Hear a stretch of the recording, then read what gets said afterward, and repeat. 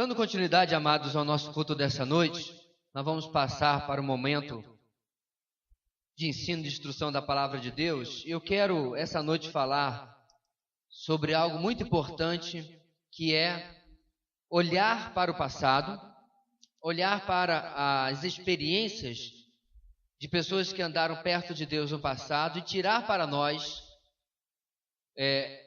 instrução para o nosso viver hoje.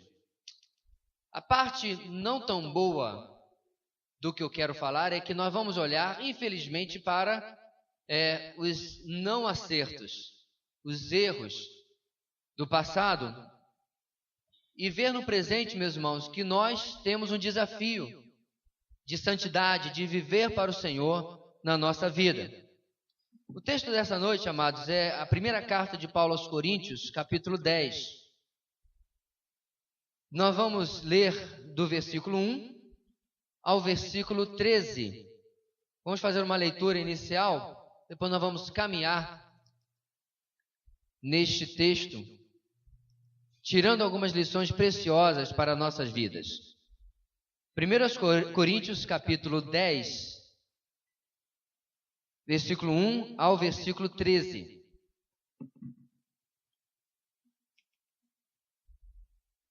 Diz assim a palavra do Senhor: Porque não quero, irmãos, que vocês ignorem o fato de que todos os nossos antepassados estiveram sob a nuvem e todos passaram pelo mar.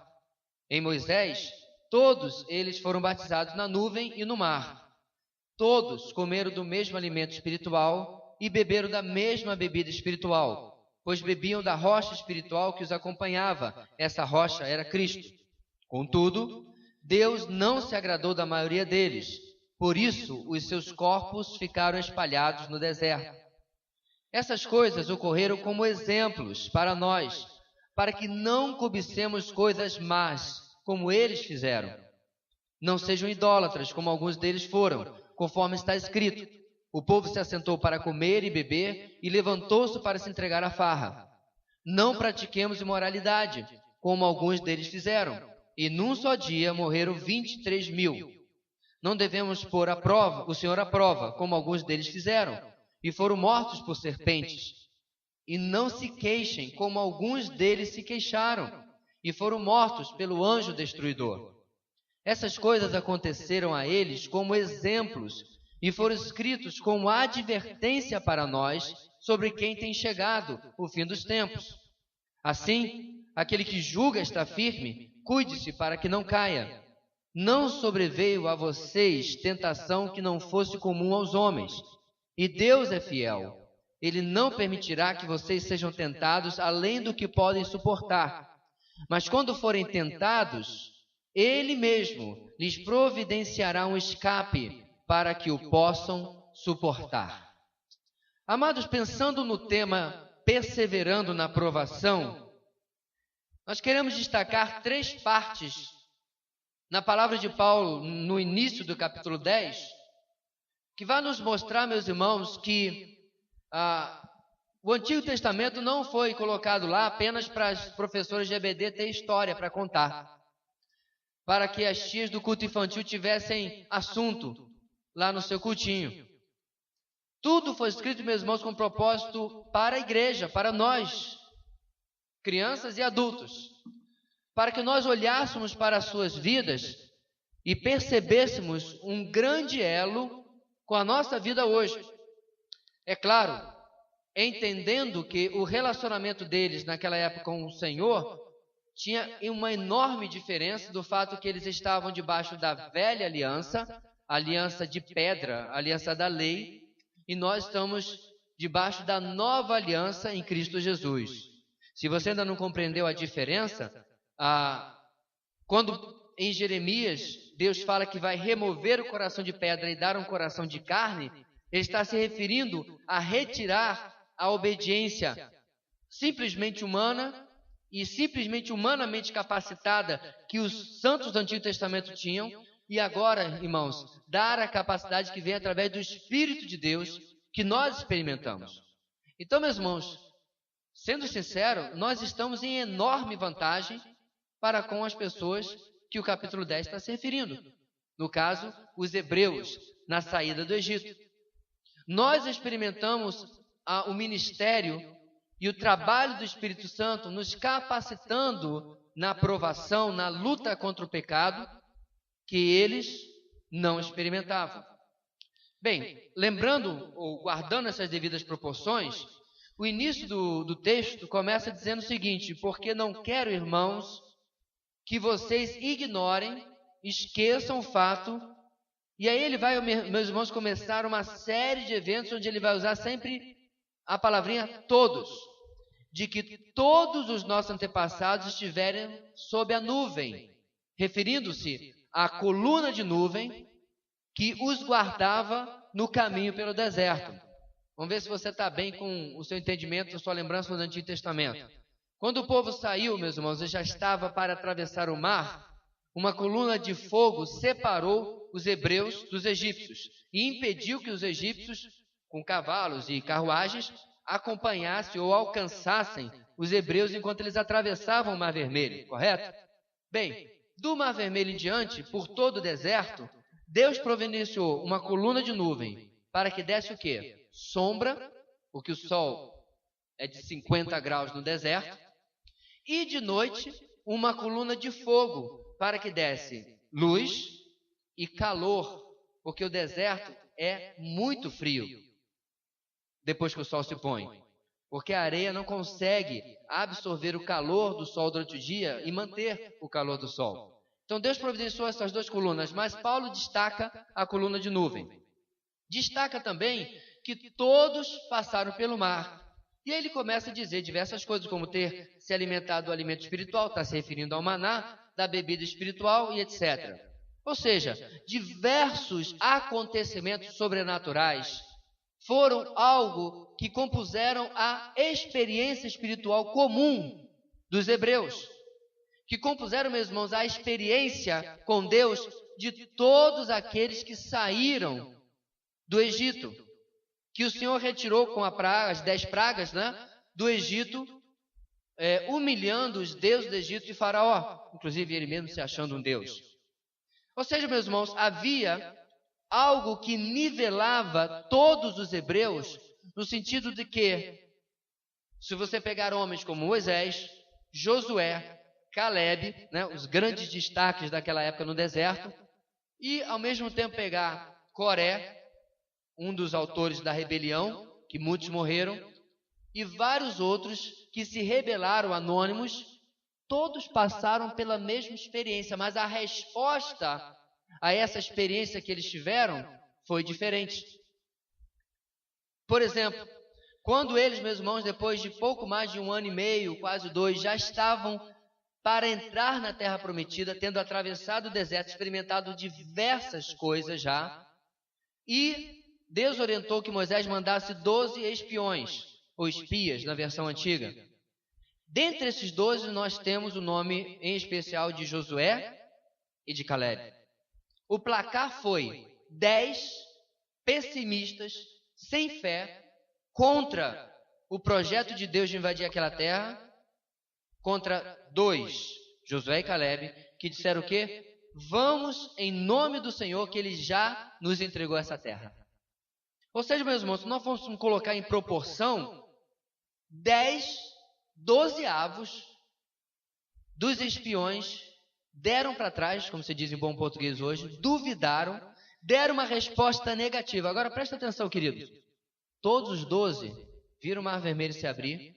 Inclusive eu estava assistindo essa semana um seriado, A Bíblia, que passou no History Channel. Não sei quantos assistiram. E assisti com meus filhos a travessia do Mar Vermelho. É claro que o pequeno perguntou: pai, como é que eles fizeram isso? Curioso, de saber. Eu falei, esse daí da televisão é de computador, Deus fez de verdade quando tirou o povo do Egito. Então, meus irmãos, eles atravessaram o mar. Antes disso, vamos voltar um pouquinho, As 10 pragas. Depois que atravessaram o mar, você tem o maná, você tem a água que sai da rocha, você tem o episódio das codornizes, lembra? Reclamavam, lá no Egito, nós estávamos do lado das panelas de carne. Éramos escravos, mas a gente estava do lado das panelas de carne. E Deus fez com que uma revoada de codornizes passasse tão baixo no arraial dos hebreus, que eles pegaram com a mão e comeram, diz o salmista, até sair pelo nariz. Essa foi a expressão usada pelo salmista. Até fastiar. Não é assim que a gente fala aqui? Deu fastio, não aguentava mais.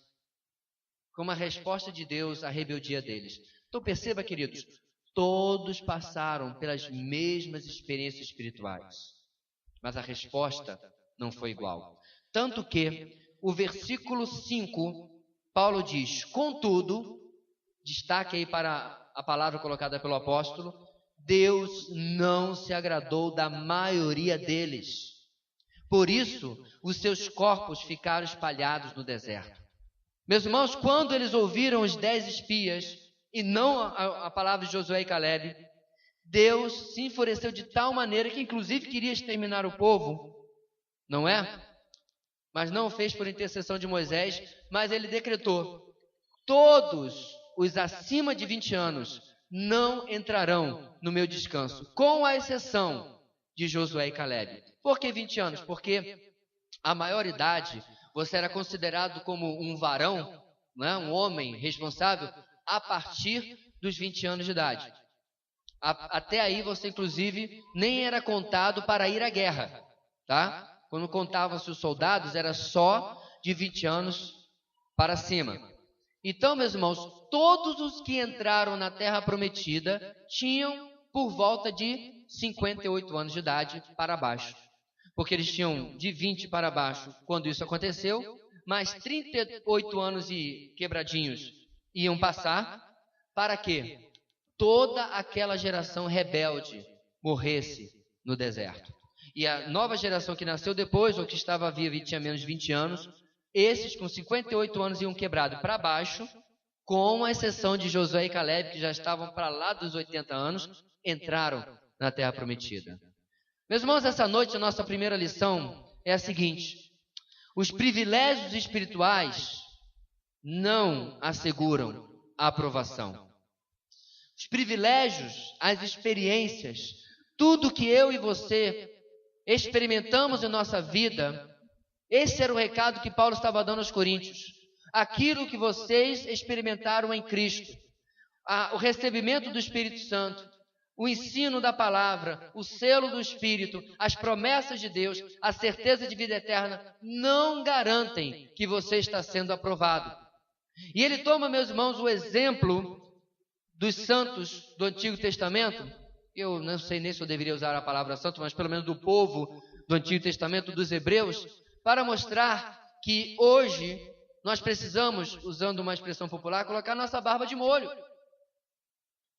Há, meus irmãos, um grande engano na igreja evangélica hoje, em especial, onde as igrejas estão enchendo e está se confundindo isso com avivamento.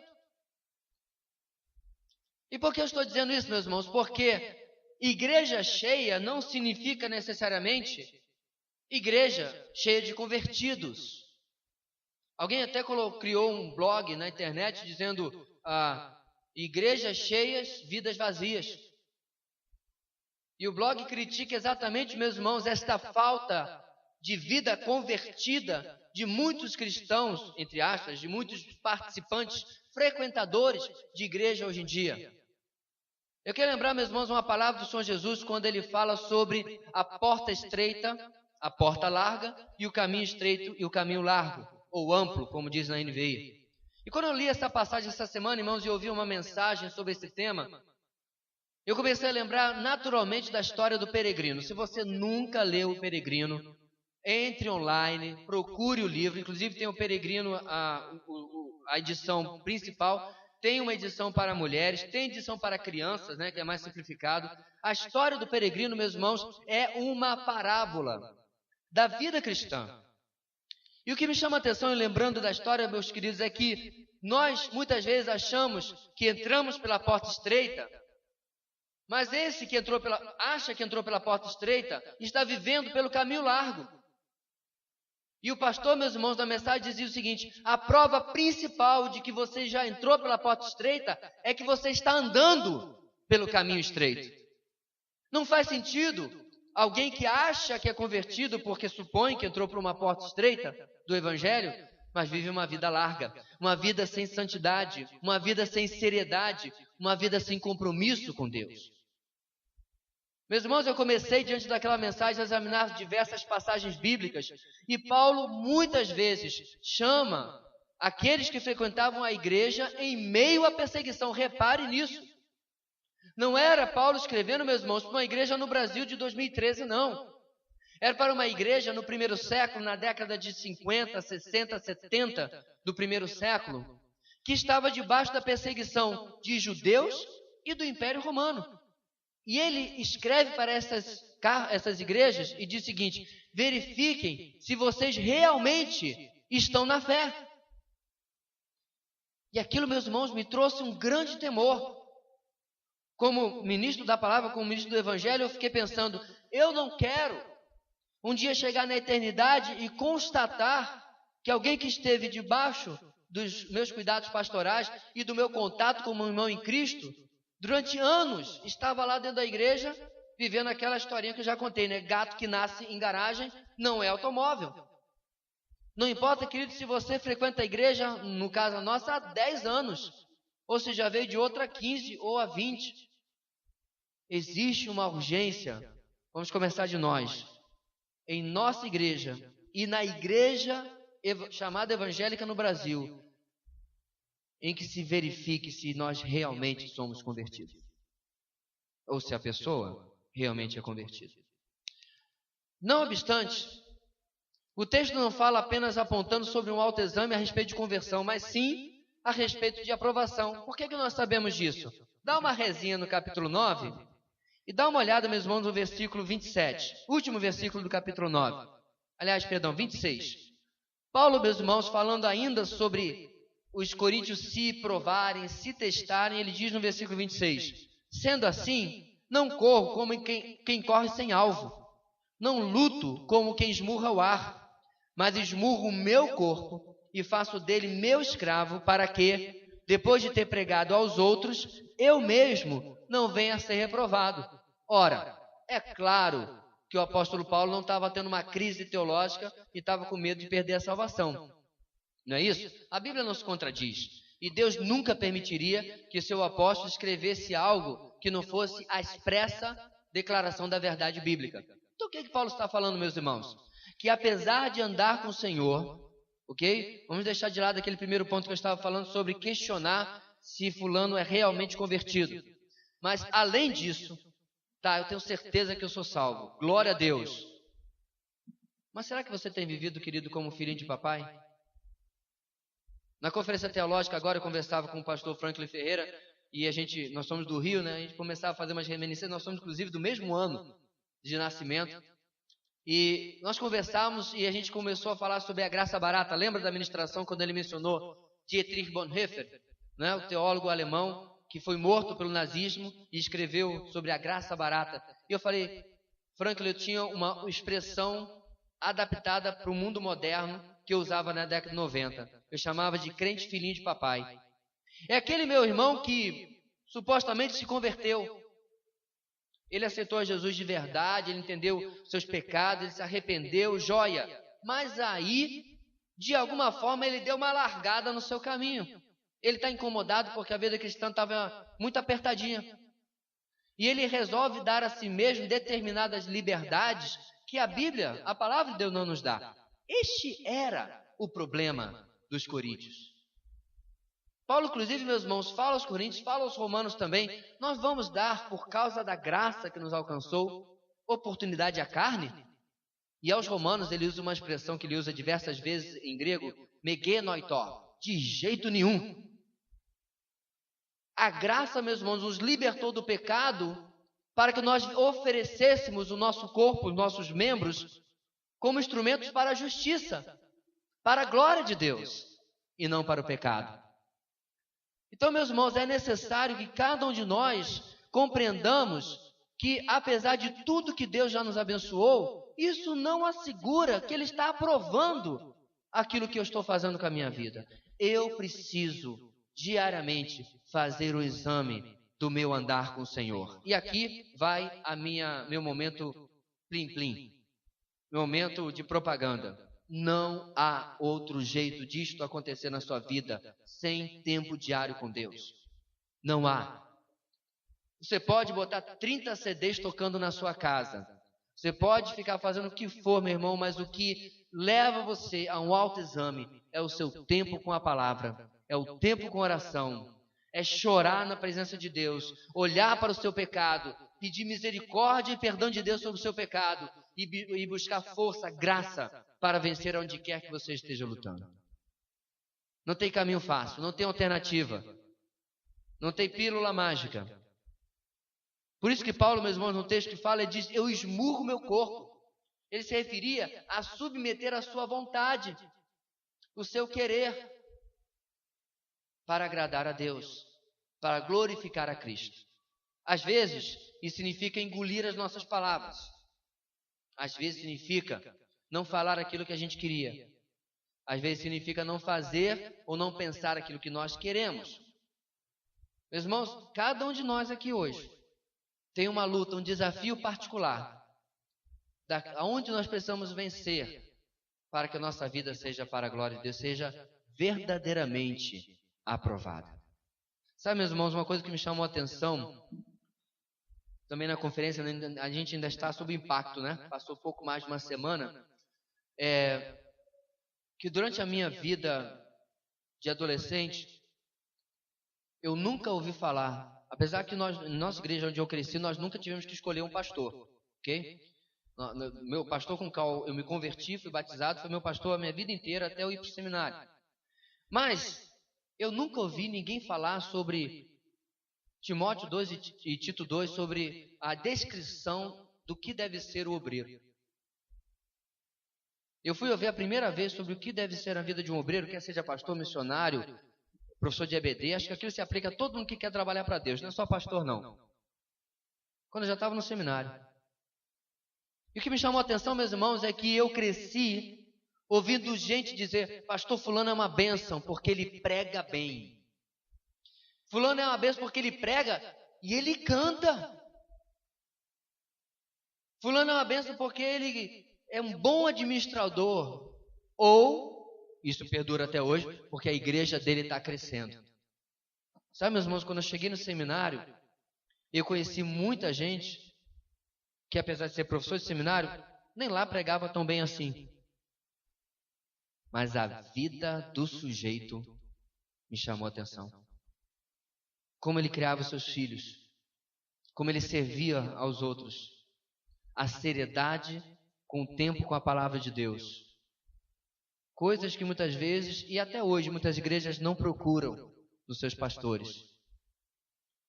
Não questionam os seus pastores. Mas que a palavra de Deus nos adverte como algo que precisa haver em nossas vidas para que haja aprovação. O texto continua, meus irmãos, no versículo 6 até o versículo 10.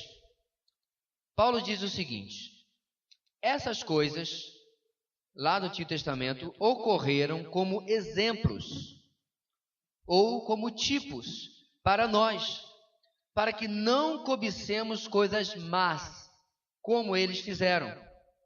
E aqui vamos andar devagarinho para a gente não atropelar o texto. Então, meus irmãos, Paulo já diz, novamente, não foi escrito porque tinha que ser escrito. E para nós não foi escrito para dar assunto para professor de EBD e culto infantil. É para exemplo. É para dizer, os hebreus estavam indo lá e tropeçaram aqui. O que aconteceu nessa circunstância? Para que em 2013 eu traga para a minha vida e diga, Deus, pela tua misericórdia, eu não quero fazer a mesma coisa. Eu quero destacar isso aqui, meus irmãos, porque de vez em quando a gente é meio cruel com o pessoal do Antigo Testamento, né? Ah, se fosse eu lá, ia ser Moisés, Josué, Joverci e Caleb. De testa, assim, um quarteto fantástico. A gente às vezes tem essa impressão sobre a gente, né? Ah, se fosse eu lá naquele tempo, ia ser o, né? Será? Ah, né? É verdade. Ser fiel, quando a gente já sabe o que vai acontecer depois, mas quando você está lá, comendo a farinha que o diabo amassou, né? Farinha não, o manjar lá, a areia que o diabo amassou. Difícil. Não tem água. Você está sendo mesmo, irmãos. Ninguém está dizendo que o tempo no deserto foi moleza, não. Foi dureza. Mas foi porque eles estavam sendo provados no seu coração. Talvez a gente é meio duro, mas será que a gente agiria diferente? Olha só, versículo 7, olha o que eles fizeram. Não sejam idólatras, como alguns deles foram, conforme está escrito. O povo se assentou para comer e beber e levantou-se para se entregar à farra. Presta atenção, no versículo que nós acabamos de ler, aparece em algum lugar estátua, ídolo. Eu estava lendo um comentário sobre esse texto e o comentário falava que junto com os hebreus, isso é verdade, alguns egípcios simpatizantes com certeza foram juntos. Amigos dos hebreus, alguns até que trabalhavam com os hebreus, foram juntos e levaram seus ídolos. Inclusive alguns hebreus já tinham adotado ídolos do Egito, o que não é de se espantar, uma vez que foi um povo que durante todo o tempo que estiveram na Terra Prometida, caíram na idolatria para Baal, para Azera, não é isso? E etc. Azerá, perdão. Então, meus irmãos, não é de surpreender que houvesse ídolos no meio deles. Mas eu acho que o texto está falando de algo mais profundo, porque você se ajoelhar diante de um ídolozinho, isso é muito óbvio. Olha o texto. O texto, ao meu ver, está apontando o apego deles, daquilo que eles queriam receber de Deus, comida e bebida, como idolatria.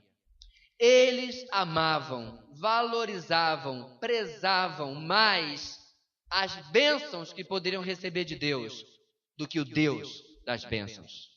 Prezavam mais o maná ou as codornizes, a água. Sabe por quê? Porque quando eles foram abençoados, qual seria a lógica na nossa cabeça?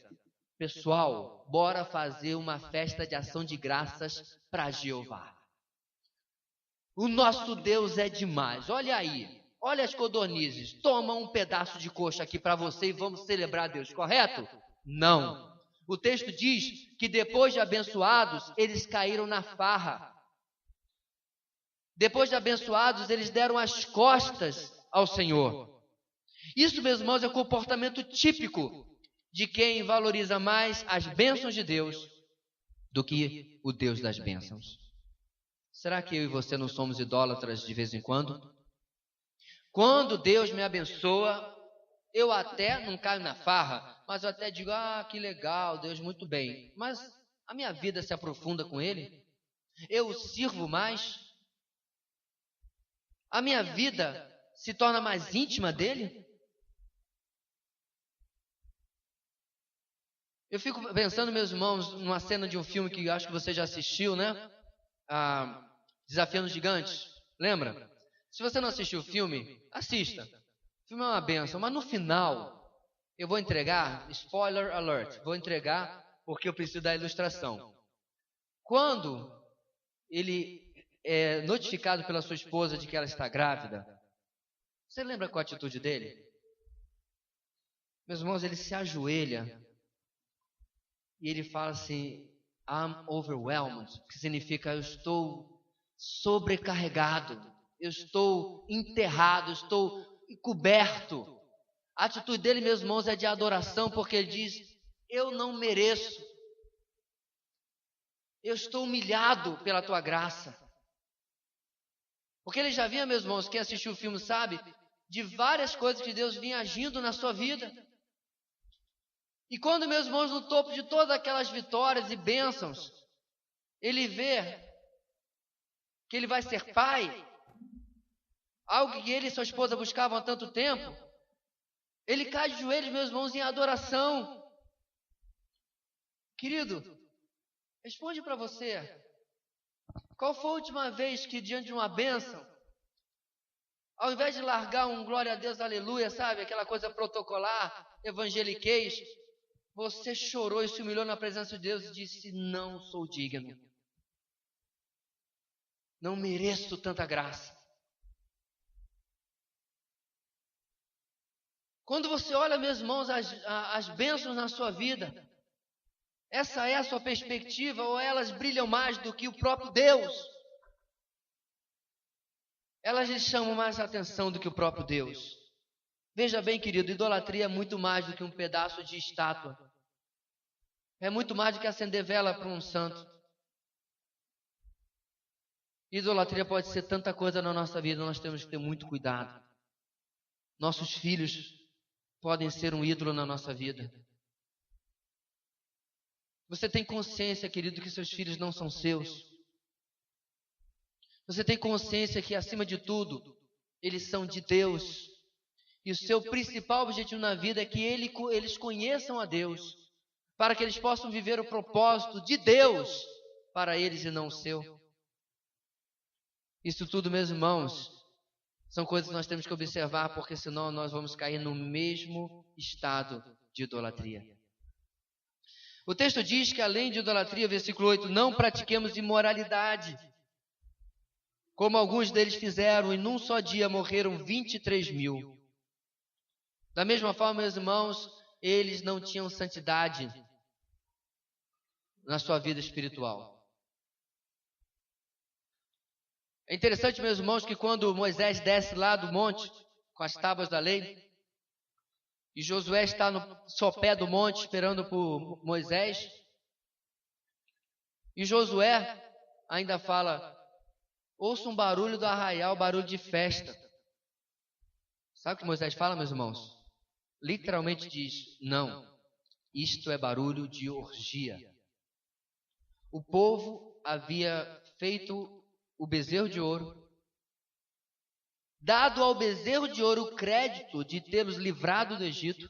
Eis aí os deuses que tiraram você do Egito, ó Israel. E tinham caído em uma orgia. Não todo o povo, é claro, que quando chega lá, há um grande percentual que fica ao lado de Moisés. Mas você percebe, meus irmãos, quando nós começamos a idolatrar as coisas, diversos padrões da nossa vida vão junto. Você sabe qual é o problema, meus irmãos, das cercas de proteção que nós devíamos ter ao redor de nós? Elas raramente caem sozinhas. Eu mencionava hoje de manhã um artigo que eu encontrei na internet e postei a respeito da igreja na Europa. A igreja na Europa sendo vendidos templos, né? Para serem cafés, lanchonetes, etc. E eu coloquei, meus irmãos, acima do compartilhamento daquele artigo, eu coloquei assim, você quer saber como é que eles chegaram lá? Como é que os países que eram berço, ou foram berço da reforma protestante, chegaram a esse ponto, como a Holanda? Primeira coisa que acontece, querido, é quando a Bíblia é ausente da vida da pessoa. E aí a pessoa começa a não ler a Bíblia, e depois ela começa a questionar a necessidade do estudo bíblico da teologia. Ou seja, você começa a retirar uma cerca de proteção e aí vai outra, e vai outra, e vai outra, e você já está no liberalismo do que crê e do que faz. E hoje você vai na Holanda, você tem uma rua, ou se não for, inclusive várias, onde há vitrines com prostitutas, como se fosse um pedaço de carne. E você... Uma vitrine, eu falei direitinho, viu? E há uma mulher ali dentro e você entra e diz, eu quero aquela. E esse é um país que todo mundo admira como desenvolvido. Primeiro mundo. Não vamos nem falar que há lugares onde as drogas são completamente liberadas, você pode ir lá comprar e consumir a sua droga. Tá? Mas tudo isso acontece por quê? Quando uma nação começa a sociedade a se afastar da palavra de Deus, do querer de Deus, e cai na idolatria, e cai na promiscuidade, e nós não estamos livres disso, irmãos. Porque os mesmos cristãos que estavam lá há 100, 200 anos, poderiam estar hoje, agora, no Brasil. Qual será o destino se Jesus não voltar, quando nós estivermos daqui a 90 anos comemorando o centenário desta igreja? Será que nós continuaremos uma igreja fiel à palavra? Conforme o pastor compartilhou, um dos maiores expositores bíblicos da Europa, Martin Lloyd-Jones, 10 anos depois da sua morte, irmãos, é o tempo de vida da nossa igreja, 10 aninhos, a igreja já tinha caído no neopentecostalismo, nas crendices. 10 anos, a igreja do maior expositor do seu tempo na Inglaterra. Como é que isso acontece? Quando a palavra está só no púlpito, mas não está nas vidas. Não há entendimento nas vidas daquilo que a palavra de Deus nos ensina. Além disso, meus irmãos, versículo 9: não devemos pôr o Senhor à prova, como algum deles fizeram, e foram mortos por serpentes. Eu vou juntar com o versículo 10: e não se queixem, como alguns deles se queixaram, e foram mortos pelo anjo destruidor. Meus irmãos, a pôr o Senhor à prova e se queixar tem direta ligação com a nossa fé, com a nossa confiança nele. Qual foi a última vez que Deus fez algo pesado para o seu entendimento e você aceitou tranquilamente? Não é fácil não, né? Qual foi a última vez que você passou por uma prova? Vamos lembrar de Abraão. E você obedeceu cabalmente. Fez exatamente aquilo que Deus quis. Não é fácil não. E a ideia aqui, meus irmãos, eu comecei pela fé, aceitei a Jesus, glória a Deus, sou salvo, mas o meu andar com Ele tem sido pela fé também? Pastor, como é que é isso?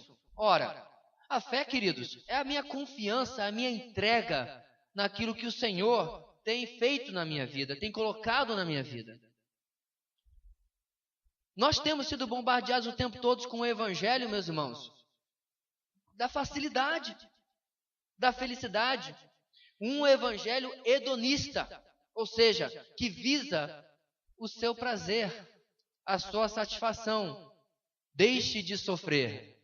Não é assim?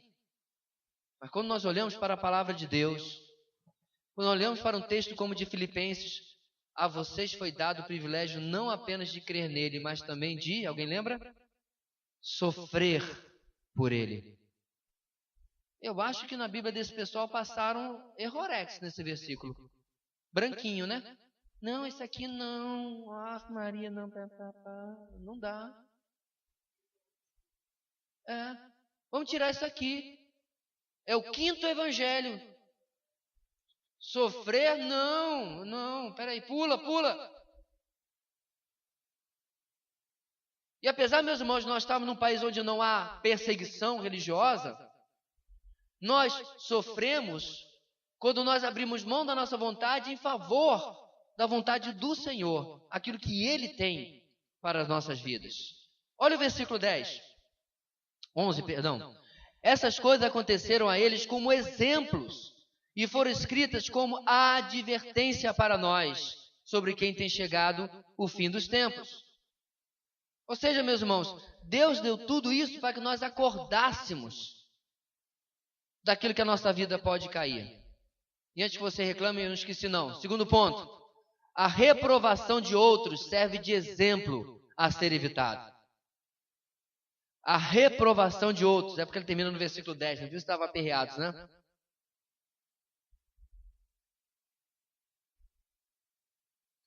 A reprovação de outros serve, ou pelo menos deve servir, de exemplo a ser evitado. Meus irmãos, assim como você tem no Antigo Testamento histórias como de Daniel, você tem histórias como de Jeremias, você tem histórias como de José, você também tem histórias como de Saul. Você também tem histórias como de Sansão. Então repare que o Antigo Testamento não tentou dar uma maquiada. Não, vamos colocar só os cabrabão aí, vamos botar só aquele pessoal que venceu, né? Rebentou e fez e aconteceu. Não. O Antigo Testamento, irmãos, se você pegar, por exemplo, a história dos reis, de Israel não salvou nenhum. De Judá não salvou nem metade. Graças a Deus que você tem um Josias, um Josafá, né? Grandes reis que seguiram a linhagem espiritual de Davi. E outros, infelizmente, apesar de ser da linhagem carnal de Davi, de espiritual não tinha nada. Manassés, péssimo. Então a Bíblia, meus irmãos, não esconde isso aí. Por quê?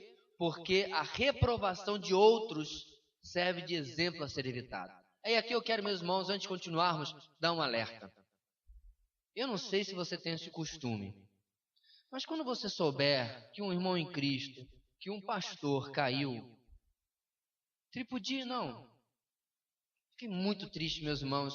Eu não concordo com a pregação dele, eu não sou parceiro dele. Fiquei muito triste com o tratamento de alguns sites e páginas no Facebook evangélicas, com o caso, por exemplo, do pastor Marco agora que está acontecendo. Aparentemente, não é tudo aquilo que quiseram acusá-lo, mas provavelmente é alguma coisa. Mas não vamos ler um versículo agora, meus irmãos, que diz: cuidado você com a sua vida.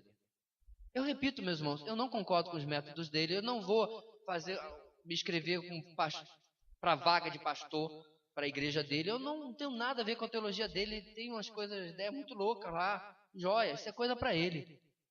Mas até onde eu posso saber, ele é um servo do Senhor, crente no Senhor Jesus, que com algumas coisas erradas, mas prega o evangelho.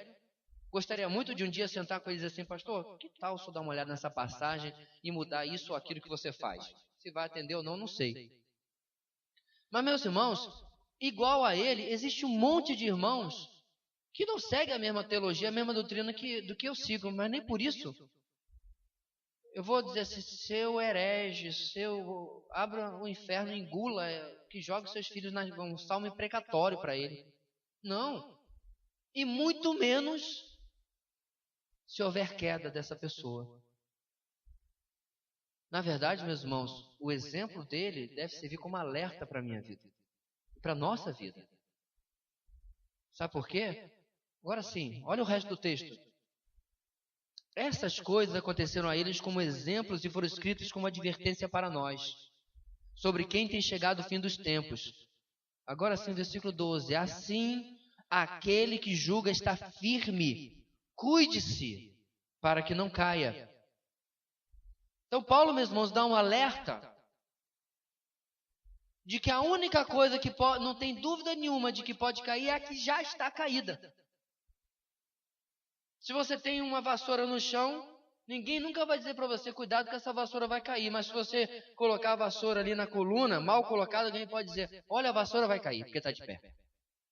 Com um exemplo tão simplório assim, meus irmãos, a mesma coisa é a nossa vida.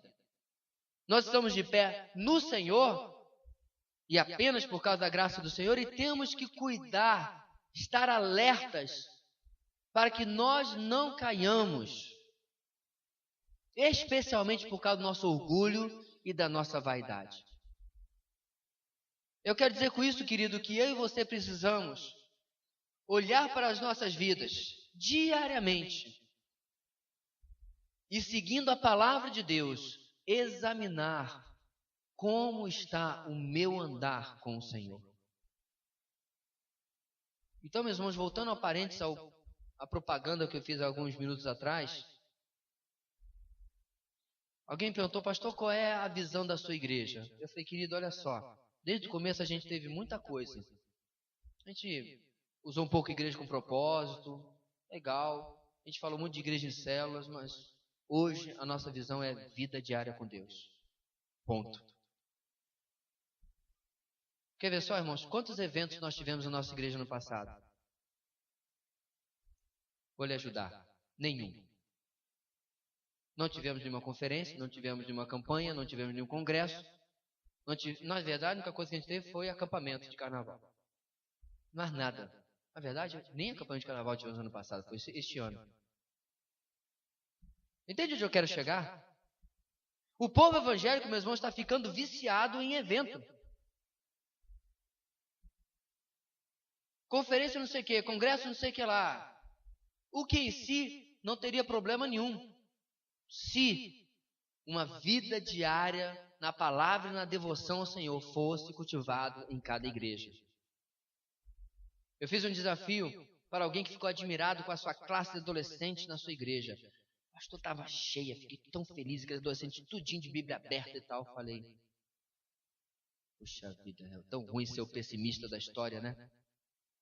Eu falei: meu irmão, vou lhe dar um desafio. Não fala que foi eu que tive essa ideia não, porque às vezes o pessoal tem ciúme de ideia de pastor. Fala que alguém lhe disse, o passarinho lhe contou. Faz um questionário anônimo, não tem nem lugar para botar o nome. E sugere ao líder daqueles adolescentes colocar lá: quantas vezes por semana você faz a sua devocional? Como tem sido a sua vida de oração? Descreva-a. Como tem sido a sua vida de evangelismo? E pá, coisas que são mensuráveis, mais do que uma reunião cheia de gente sentada com a Bíblia aberta, num domingo de manhã. Faz o questionário, imprime e fala para ele entregar para cada adolescente, todo mundo com a caneta azul, bico igual, para ninguém saber que alguém escreveu com a caneta verde ou vermelha, sem nome, e depois faz uma avaliação. Talvez ele tenha uma grande surpresa. Sabe por quê, meus irmãos? Porque está cada vez mais raro gente que quer ter vida diária com Deus. Eu quero reafirmar para você, se nós, meus irmãos, nos tornarmos 100% uma igreja, que todo dia separa um tempo, desliga a televisão, fecha o computador, faz tudo, a todas as distrações, põe o celular no vibracol para não incomodar, e você separar lá no seu quarto, aonde for, no banheiro, na sacada, no telhado, não importa. Deus não é mais espiritual no monte nem no vale, isso é balela. Não importa onde você vai fazer. Não, eu vou para o meio do lavrado, lá Deus vai falar comigo. Vai ficar queimado o sol, que não tem sombra. Podia ter ficado em casa e Deus ia falar da mesma maneira. Mas o dia que nós nos tornarmos, irmãos, uma igreja 100%, que tem todo dia um tempo com Deus, nós vamos experimentar algo impressionante, sobrenatural em nossa igreja. Eu tenho convicção disso. Porque quando você fizer isso, você vai ser constrangido a estar no culto de oração. Você vai ser constrangido a ter uma vida de evangelismo. Você vai ser constrangido a ter uma vida de intercessão. Porque não tem como você ser submetido a esta palavra e ser a mesma pessoa. Como disse Martin Luther King, se ou este livro me afasta do pecado, ou o pecado me afasta deste livro. Porque, meus irmãos, quando eu vou começar a estudar esta palavra, ela vai falar do amor de Deus pelo pecador.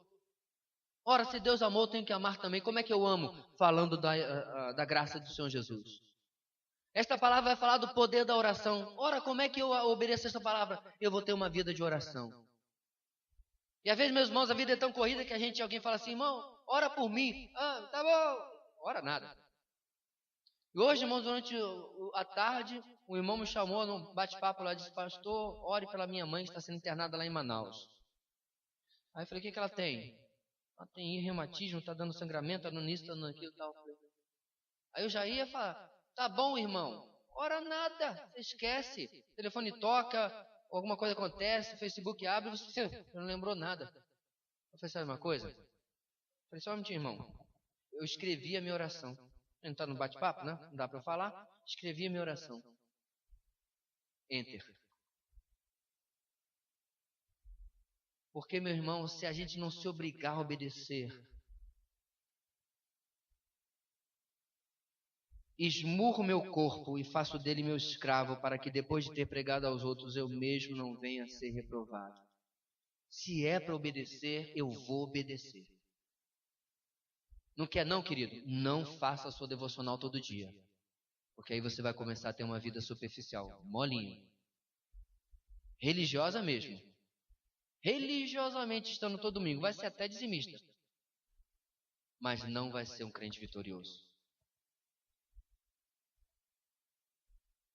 Cuide para que não caia. Por quê? Versículo 13. Não sobreveio a você tentação que não fosse comum aos homens.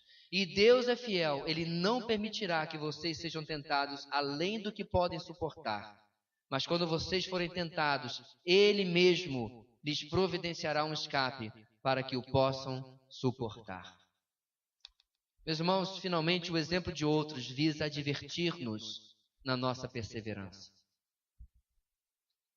Visa nos mostrar, meus irmãos, de que tudo o que aconteceu aos antigos estava dentro daquilo que eles poderiam suportar. Mas, principalmente, tudo o que acontece conosco está dentro daquilo que nós podemos suportar.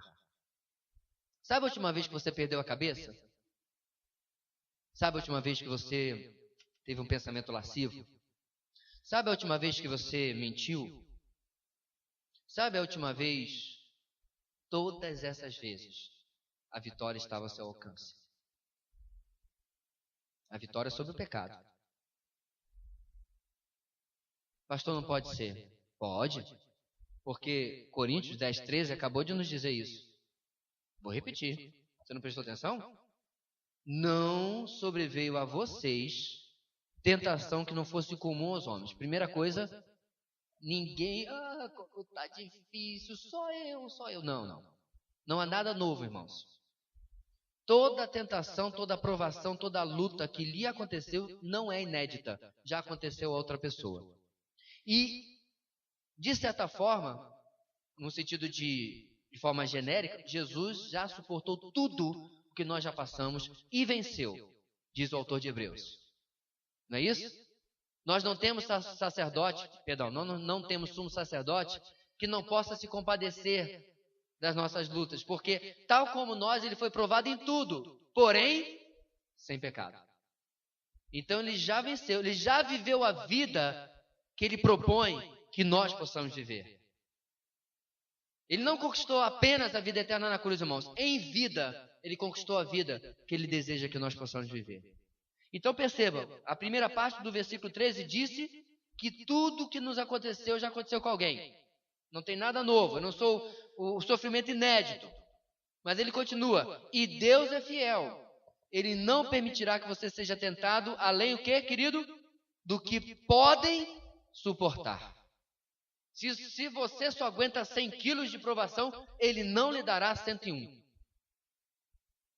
Se você não aguenta mais do que 1 hora, ele não lhe dará 1 hora e 1 minuto. Está tudo dentro da sua capacidade. Isso é interessante, ao mesmo tempo amedrontador, porque à medida que você vai amadurecendo na fé, espere desafios maiores. Não é verdade?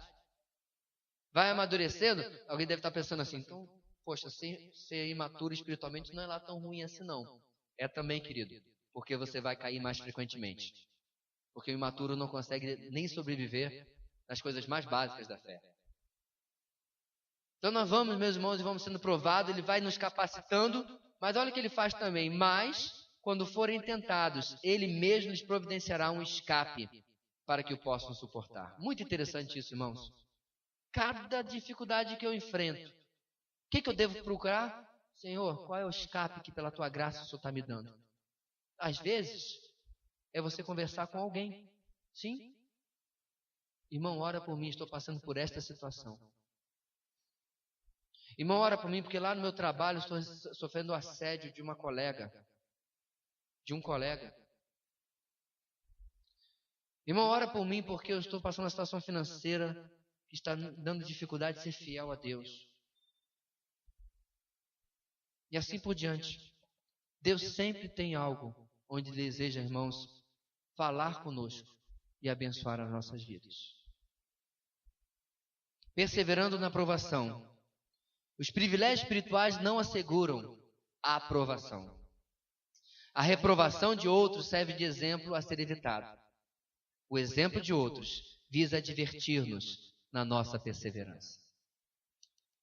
Queridos, diante das lutas que talvez Deus reservou esta semana para você diante desta palavra, que Deus possa nos abençoar pela sua palavra a nós perseverarmos e que a nossa vida seja para a sua honra e sua glória. Amém? Feche seus olhos comigo, vamos orar. Deus querido, nós queremos te louvar e te engrandecer, porque mais uma vez a tua palavra nos trouxe a segurança de que não estamos sozinhos. E de que te pertencemos, somos teus. E que seremos sempre acompanhados por ti. Nunca te deixarei, jamais te abandonarei, a tua promessa. Nós possamos, ó Deus, compreender isso. Que na nossa luta contra o pecado, como diz também o autor de Hebreus, nós ainda não resistimos ao ponto de derramar o nosso próprio sangue. Dá-nos este entendimento, Deus. E com este entendimento, dá-nos a vitória sobre o pecado. Porque é vivendo em santidade que vamos glorificar o Deus Santo a quem nós servimos. É em nome, nos méritos de Jesus que nós oramos esta noite. Amém.